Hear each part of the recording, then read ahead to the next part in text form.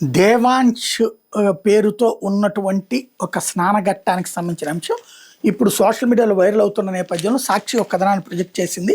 తూర్పుగోదావరి జిల్లా మునికోడలిలోని శ్రీ అఖండ గౌతమి గోదావరి స్నానఘాట్కి ఇప్పటి ముఖ్యమంత్రి నారా చంద్రబాబు మనవడు దేవాంశ్ పేరుని పెట్టిన వ్యవహారం 12 ఏళ్ల తర్వాత మళ్ళీ పుష్కరాలు సమీపిస్తున్న తరుణంలో సోషల్ మీడియాలో వైరల్గా మారింది.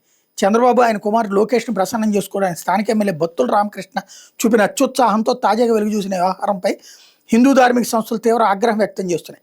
పవిత్ర ఘాట్లకు రాజకీయ నాయకులు కుటుంబ సభ్యులు పేర్లు పెట్టడం సరికాదని భక్తులు విమర్శిస్తున్నారు. వివరాల్లోకి వెళ్తే ఆధ్యాత్మిక చారిత్రక వారసత్వానికి నిలవైన గోదావరి తీరంలోని మునికోడలో దశాబ్దాలుగా భక్తుల మనోభావాలతో ముడిపడి ఉన్న శ్రీ అఖండ గౌతమి గోదావరి స్నానఘట్టం 1979 పుష్కరాల సమయంలో ఏర్పాటైంది. 2015లో జరిగిన గోదావరి పుష్కరాల సమయంలో అప్పటి టీడీపీ ఎమ్మెల్యే పెందుర్తి వెంకటేష్ ఈ ఘాటుకి సీఎం చంద్రబాబు మనవడు దేవాంశ్ పేరుతో నామకరణం చేశారు. పుష్కరాలు ముగిసిన అనంతరం శ్రీ అఖండ గౌతమి గోదావరి స్నానఘట్టం అనే బోర్డు స్థానంలో దేవాంశ్ పేరుతో బోర్డును కూడా ఏర్పాటు చేశారు. మునికోడల పంచాయతీ ప్రమేయం లేకుండానే ఏకపక్షంగా ఈ పేరు మార్పు జరిగిపోయింది.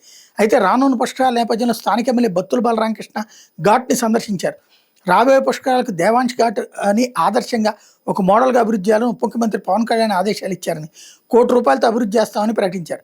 దీంతో మొత్తం వ్యవహారంపై సర్వత్రా తీవ్ర చర్చ విమర్శలు ప్రారంభమైంది.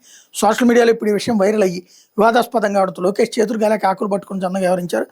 ఘాట్కి దేవాంశ్ పేరుంటే తక్షణం తొలగించాలని ఎక్స్లో పోస్ట్ చేశారన్నది హైలైట్ చేశారు.